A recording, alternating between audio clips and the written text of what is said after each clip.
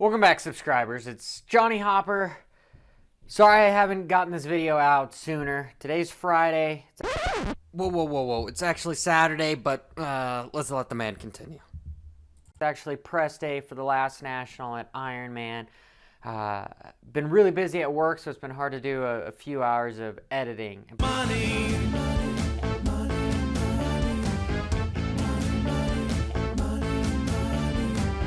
But I do have some good content coming. I've got a lot of filmed tutorials that I just need to edit to get out for you guys. But just wanted to talk about a few things. So I'll probably keep this one a little bit shorter. It's not going to be 10 minutes or 20 minutes. This guy knows how to 30 talk. minutes. Been getting a lot of good comments, bad comments for some of the shit that I've posted prior to. So if you follow me, you know exactly The doping what I'm talking thing, about. you walked into But that one. Eli Tomac locked up the championship.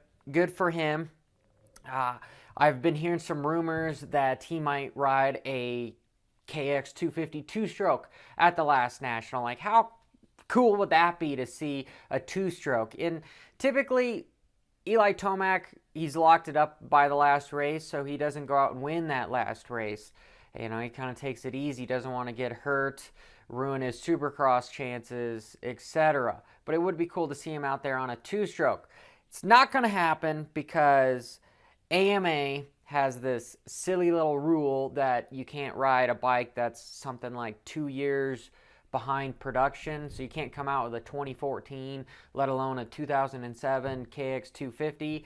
I don't know, maybe it's just trying to keep things relevant for manufacturers, or it's trying to force you to buy a new bike. Now, let me know what you guys think of that. As far as Ken Roczen, I know in my last video, you know, he won Unadilla and was looking super strong. I was thinking maybe he could come back to Budds Creek and do the same thing. But Budds Creek was really hot and humid. They said that they weren't able to disc the track as deep, so it didn't get as rough. I mean, granted, it still was pretty gnarly, but it's not the typical Budds Creek that we see, especially, you know, like kind of after the start, there's all those rollers before that finish line. It didn't seem as rutted and rough there. But he actually had the fastest qualifying again, a full almost 2 seconds faster than Tomac, which is, to me, you're in another level when you do something like that. And these guys, they put it all on the line, especially in qualifying. You're kind of trying to prove yourself to some people. Then again, Tomac could just be taking the high ground, going, hey, you know, I got a championship to win. I'm not trying to kill myself, where Roczen has got something to prove. But beside the point, Roczen went 2-7, and I really think what's going on with Roczen is he's just human, is what I think. Probably not taking anything because after 15-20 minutes, it looked like he got hit in the stomach by a UFC fighter. You know, he just, all the wind out of his sails, and his lap times dropped off quite a bit, and he just kind of let everybody around him, from Anderson to Marvin, you know, just everyone right around him. He just sat there and watched them go around him. That's not typically somebody that's especially trying to get on the podium or finish second in the championship. You don't do that. And then if you saw, up till about 20th place, you know, everybody was lapped. I'm pretty much going to say all those riders are human.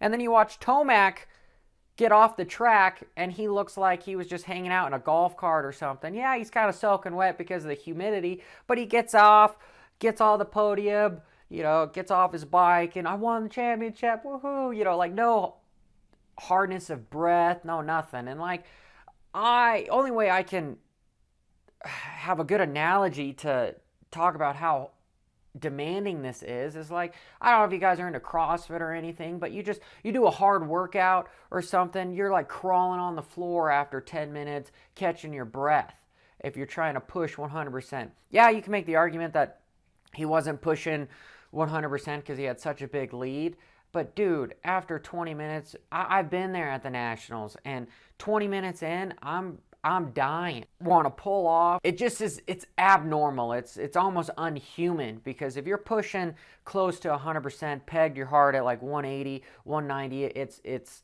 humid, it's hot, it's real rough. Man, once that 15-minute mark, you should be seeing your lap times go down. And somebody like Tomac, and typically the majority of these riders throughout these motos, they don't slow down, which kind of puts up everything that I've kind of been talking about. But moving on to the 250 class, it was interesting that Shane McElrath won both motos. I mean, power to that dude. I know he qualified 18th, and then he won both motos with a 205, and the fastest was a 202. And then it was cool to see Hunter Lawrence do as well as he was doing, and then also Jet Lawrence, his little brother. And his little brother actually pulled off the track first moto when he had some points, because he thought he couldn't make any points because he's still technically an amateur. And that damn amateur rule, which I don't really approve of, says that you can race like 3 races. As long as you don't get more than 40 points, you should be good. Winning a moto is 25, etc., etc. I could go through the points, but I'm trying to be quick here. And then the second moto, he on his Instagram even says, like, he was running really good, he got up to 5th, and then just hit a brick wall right around 15, 20 minutes. He said he wanted to pull off, throw up, do something. He said it was very hard to breathe. He got lightheaded. To me, that sounds like a normal human being. Even a top-tier elite athlete, you can't go forever. So, take it for what it is. Let me know what you guys think. If you want to see Tomac on a 2-stroke, maybe that'd be cool. Maybe we can even let Ronnie Mack race a national. You know, how cool would that be? If you do like my merchandise, I do have the Brop t-shirts, and I do have some stickers made. I've got some different colors. I've got some artists drawn up some different stuff that say some different things, you know, to get towards my whole crowd of some of the older people and not so much the little kids. But anyway, by the way, I do have the Road to Recovery link for Jonathan Mazak in my description. If you guys can give anything, please donate a little bit to try to help him. He was sadly a victim of getting his life cut short at the last race at Unadilla, just crossing basically the pits and got hit by an impaired driver. So, don't mean to get all sad on everybody. It's an unfortunate thing to happen. And this is Johnny Hopper. Thanks for tuning in. Bye.